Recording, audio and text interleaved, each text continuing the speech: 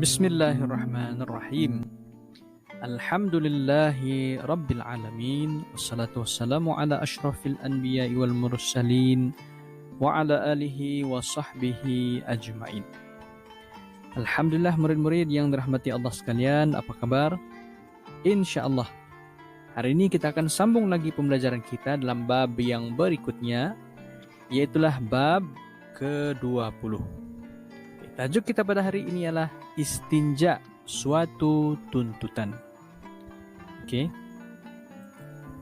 Pendidikan Islam tingkatan 1 pada muka surat 113. Jadi sila pastikan Anda membuka buku teks sambil mendengar video pembelajaran ini. Baik, kita pergi kepada page yang berikutnya. Oke, macam biasa, apa yang akan Anda belajar pada hari ini ialah yang pertama, pengertian dan hukum istinja. Yang kedua, alat-alat yang digunakan dalam istinja. Yang ketiga, kepentingan beristinja. Yang keempat, cara beristinja. Dan yang terakhir, adab qadha hajat. Jadi ini sahaja yang akan Anda belajar pada hari ini. Baik, seterusnya kita pergi kepada yang pertama, pengertian dan hukum istinja. Apa maksud istinja? Baik, dari sudut bahasa, maksudnya adalah selamat daripada penyakit. Oke, dari sudut istilah, penggunaannya adalah perbuatan. Dia adalah satu perbuatan, perlakuan. Untuk apa? Untuk menghilangkan najis yang keluar daripada kubul ataupun dubur. Jadi istinja ini dia melibatkan dua anggota dalam kita punya badan, yaitulah kubul ataupun dubur. Itu yang dibersihkan. Oke, yaitulah tempat keluar najis lah. Oke, harap-harap difahami untuk hukum atau pengertian istinja ini. Kita pergi kepada hukum. Apa hukum menghilangkan najis? Sama ada dari kubul ataupun dubur. Hukumnya adalah wajib. Apa maksud wajib? Wajib maksudnya kita mesti buat. Kalau tidak buat berdosa. Jadi wajib mesti kena buat selaras dengan hadis Nabi sallallahu alaihi wasallam. Baik, kita tengok hadis yang berada di kiri bawah. Oke, an Anas bin Malik radhiyallahu anhu qala kana Nabi sallallahu alaihi wasallam idza kharaja li hajatihi aji'u ana wa ghulamun ma'ana idawatun min ma'in ya'ni yastanji bih, rawahul Bukhari. Maksudnya adalah Anas bin Malik radhiyallahu anhu berkata, jika Nabi sallallahu alaihi wasallam keluar untuk qada hajat, sama ada untuk buang air kecil ataupun air besar, maka aku dan budak suruhanku akan membawa bekas berisi air agar baginda dapat beristinja dengannya. Jadi hadis ini menjelaskan kepada kita bahwa istinja ini merupakan amalan yang wajib mesti dibuat. Jadi siapa-siapa yang tidak beristinja dengan sengaja, hukumnya berdosa besar. Karena dia dianggap berada dalam kekotoran, tidak membersihkan diri. Malahan ibadah yang dia buat seperti sholat, tawaf juga tidak sah sebab dia belum lagi membersihkan diri, tidak melaksanakan istinja sebagaimana yang disyariatkan dalam Islam. Oke. Firman Allah Subhanahu wa taala, tengok yang sebelah kanan, a'udzubillahi minasyaitonirrajim. Wallahu yuhibbul mutatahhirin. Surah At-Taubah. Maksudnya apa? Dan Allah Subhanahu wa taala menyukai orang-orang yang bersih. Jadi salah satu cara kita untuk membersihkan diri adalah dengan jalan istinja sebagaimana yang ditunjukkan oleh Nabi sallallahu alaihi wasallam dalam hadis tadi. Oke, baik. Seterusnya, alat-alat yang digunakan untuk beristinja untuk menghilangkan najis daripada kubul dan dubur.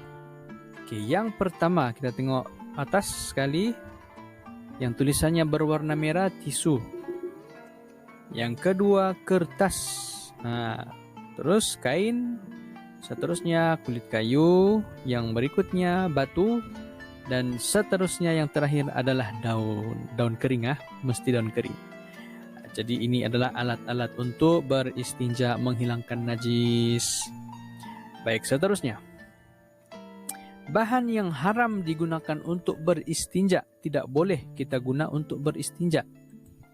Haram maksudnya kena tinggalkan, jangan buat. Kalau buat juga berdosa. Oke, jadi antara bahan-bahan yang haram adalah yang pertama, kertas atau bahan yang tertulis ayat Al-Quran atau hadis, nama-nama Allah dan Rasul. Kertas-kertas semacam ini tidak boleh lah. Yang kedua, benda yang dihormati, yaitulah contohnya makanan dan tulang. Ini perkara yang kita hormatilah. Makanan ini kita makan. Makanan tidak boleh dijadikan untuk bahan bagi istinja. Tulang pula dimakan oleh saudara kita yang tidak kita nampaklah, jin. Jadi ini tidak boleh, ataupun benda-benda yang dihormati ini tidak boleh digunakan untuk istinja. Seterusnya yang ketiga, benda yang berbahaya. Berbahaya.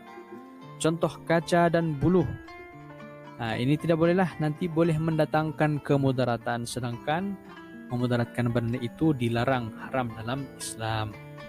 Yang seterusnya, benda najis ataupun terkena najis. Kita mau hilangkan najis, tapi kita guna benda yang najis. Ini tidak boleh lah.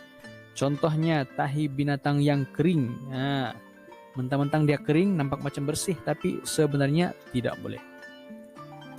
Oke, yang seterusnya, benda yang bernilai, yang kita anggap di sisi manusia sebagai bernilai lah, yang ada dia punya harga dia. Contohnya emas, perak dan sutera. Ini perkara-perkara yang tidak boleh digunakan untuk istinja. Baik, seterusnya.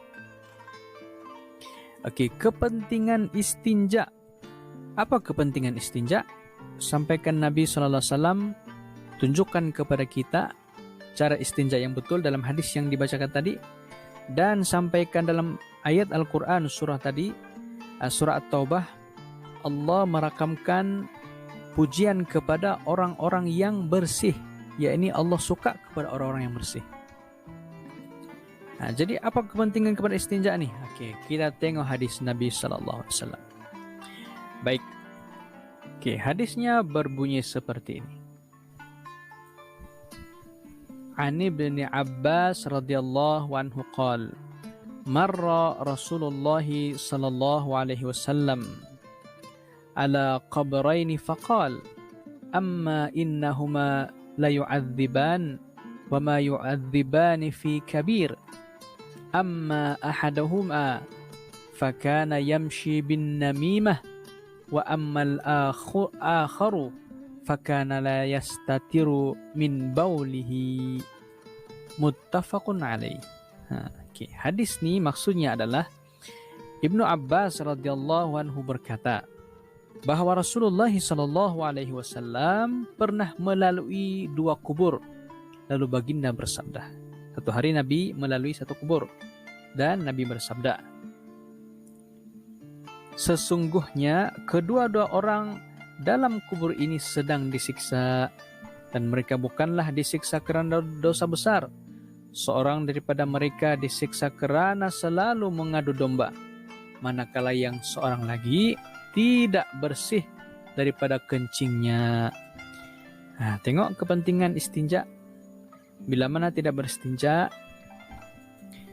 akan jadilah seperti orang yang sudah mati nih, yaitulah disiksa di dalam kubur, disebabkan masa hidupnya dia tidak bersih dari kencingnya. Maksudnya di sini dia tidak amalkan istinja lah nih, tidak membersihkan kubulnya seusai daripada kencing. Jadi murid-murid semua, hadis ini menggambarkan bahwa syariat Islam amat mengambil berat tentang kepentingan bersuci. Kena pentingkan bersuci ataupun istinja. Jadi setiap daripada kalangan kita orang muslim, mestilah membersihkan kubul ataupun dubur dengan sempurna selepas membuang air kecil ataupun air besar. Nah, sebab kalau badan tidak bersih, tidak beristinja, maka sholat tidak akan sah. Bila sholat tidak sah, maka menyebabkan dosa besar kepada kita. Jadi ini perkara yang sangat perlu diambil perhatian lah. Oke, baik, seterusnya kita pergi kepada kepentingan istinja yang berikutnya. Oke, yang pertama, mendapat pahala. Sudah tentulah mendapat pahala. Oke, sebab mengamalkan suruhan Allah Subhanahu wa taala. Yang kedua, ibadah sah dan dapat dilaksanakan dengan baik dan sempurna. Yang ketiga, memberikan keselesaan kepada diri dan orang lain. Orang selesa, diri juga selesa. Terusnya, badan menjadi sehat dan cergas. Terusnya, dikasihi Allah dan Rasul-Nya.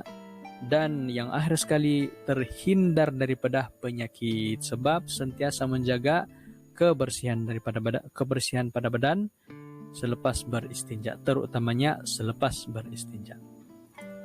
Oke, baik, seterusnya kita pergi kepada cara beristinja. Bagaimanakah cara kita beristinja menghilangkan najis daripada badan, sama ada daripada kubul ataupun dubur? Oke, ada 3 cara. Yang pertama, menggunakan batu dan air. Oke, bersihkan tempat keluar najis dengan 3 biji batu atau sebiji batu yang mempunyai 3 permukaan. Oke, seterusnya, kemudian basuh dengan air mutlak hingga diyakini bersih. Air mutlak ini air yang bersih lah, tidak ada campuran padanya. Oke, cara yang kedua adalah menggunakan air. Yaitulah basuh tempat keluar najis dengan air mutlak sehingga diyakini bersih.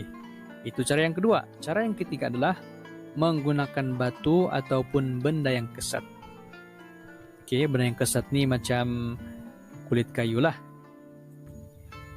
Contoh, bersihkan tempat keluar najis dengan 3 biji batu atau sebiji batu yang mempunyai 3 permukaan atau benda-benda kesat sehingga diyakini bersih. Jadi itu adalah cara-cara beristinja. Kita pergi kepada page yang berikutnya, yaitulah adab qada hajat. Dalam Islam sangat mengajarkan tentang adab, termasuk juga apabila kita membuang kotoran daripada badan melalui jalan kubul dan dubur. Oke, yang pertama, tidak membawa masuk ke tandas sesuatu yang dimuliakan. Oke, kena pastikanlah. Contohnya ayat Al-Quran ataupun hadis ataupun nama-nama Allah dan juga Rasul. Itu yang pertama. Yang kedua, membaca doa sebelum masuk tandas. Apa baca doa sebelum masuk tandas? Allahumma inni a'udzubika minal khubuthi wal khaba'ith. Maksudnya apa? Ya Allah, sesungguhnya aku memohon perlindunganmu daripada gangguan syaitan jantan dan syaitan betina. Selepas baca doa, apa yang perlu dibuat? Seterusnya, memakai selipar dan menutup kepala untuk menghilangkan terpijak najis dalam tandas lah. Yang keempat, melangkah masuk ke dalam tandas dengan kaki kiri, bukannya kaki kanan. Yang kelima, menjaga aurat hingga sampai ke tempat membuang air. Mencangkung dan berhati-hati dengan percikan najis. Oke. Yang keenam, tidak menghadap kiblat. Jangan menghadap kiblat bagi tempat yang tidak berdinding. Oke. Yang ketujuh, tidak melakukan perkara yang dilarang. Apa perkara yang dilarang? Contohnya bercakap-cakap semasa membuang air sambil main telepon, sambil call orang. Tidak bolehlah. Lepas itu memegang kubul atau dubur dengan tangan kanan. Oke, sepatutnya gunakanlah tangan kiri. Baik, yang ke-8, tidak membuang air di tempat yang dilarang. Oke, contohnya tempat berteduh, tempat orang berteduh. Tidak kisahlah di mana tempat berteduh, yang penting tempat itu dijadikan tempat berteduh oleh manusia. Seterusnya, laluan orang ramai pun tidak boleh. Dalam lubang tanah Oke, seterusnya dalam air tenang seperti tasik ataupun kolam renang tidak bolehlah.